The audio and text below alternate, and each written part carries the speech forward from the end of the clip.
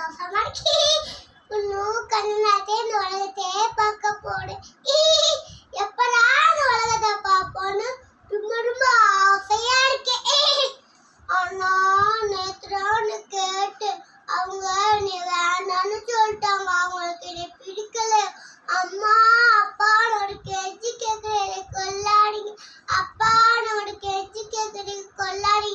என்னைய மட்டும் இல்லை என்னைய மாதிரி இருக்கிற எல்லா பெண்களும் இங்க காப்பாதுங்க. அது உங்க கையில தான் இருக்கு.